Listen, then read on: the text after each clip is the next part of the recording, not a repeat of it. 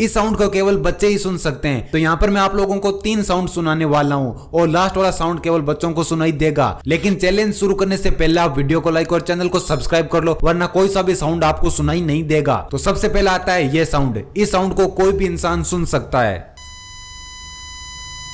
अब आता है ये साउंड। इस साउंड को केवल वही लोग सुन सकते हैं जिनके कान काफी अच्छे से काम करते हो। और अब आता है ये साउंड। इस साउंड को केवल और केवल बच्चे ही सुन सकते हैं। क्या ये साउंड आपको सुनाई